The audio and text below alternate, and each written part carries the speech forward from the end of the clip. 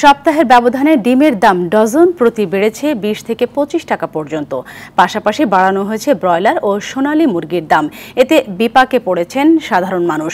খুচরা বাজারে ফার্মের বাদামি ডিম প্রতি ডজন 140 থেকে 150 টাকা বিক্রি হচ্ছে, যা 7 দিন আগেও 120 থেকে 125 টাকায় বিক্রি হয়েছে।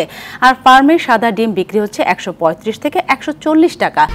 1, 2, 3 ঢাকায় জমি জিতে নিন 100% ক্যাশব্যাক সহ 20 কোটি টাকার পুরস্কার, যা এক সপ্তাহ আগেও 110 থেকে 120 টাকা ছিল।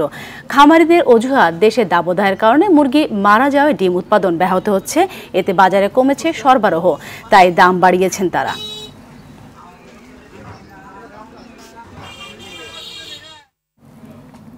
দর্শক, ডিমের দাম বৃদ্ধির বিষয়ে বিস্তারিত জানাতে গাজীপুর থেকে সরাসরি যুক্ত হচ্ছেন সহকর্মী কামাল হোসেন বিপ্লব। বিপ্লব, হঠাৎ করে ডিমের বাজারে অস্থিরতার বিষয়ে উৎপাদনকারীরা কি বলছেন, আর খামারে কত টাকায় প্রতি ডজন বিক্রি হচ্ছে?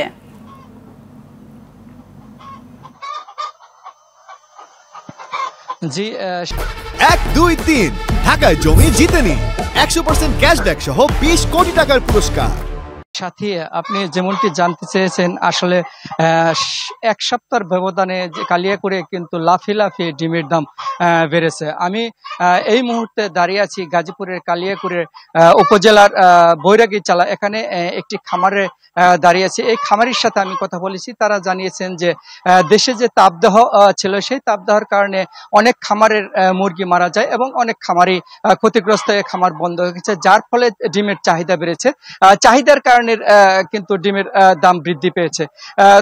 তারা জানিয়েছেন যে আসলে যে খামারে ক্ষতিগ্রস্ত হয়েছে, যা ক্ষতিগ্রস্তের ফলে কিন্তু এই ডিমের দাম বৃদ্ধি করা হয়েছে। যে এক একটা ডিম, এক পিস ডিম তারা বিক্রি করছেন 10 টাকা 50 পয়সা বা 11 টাকা, এবং খুচরা বাজারে কিন্তু বিক্রি হচ্ছে প্রায় 50 টাকা হালি।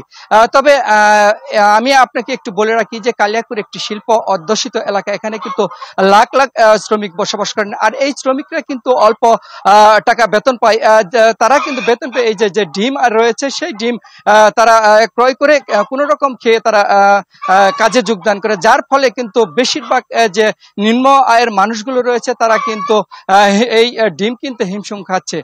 জি সাথী, এই ছিল ডিমের বাজারের সর্বশেষ খবর। ধন্যবাদ।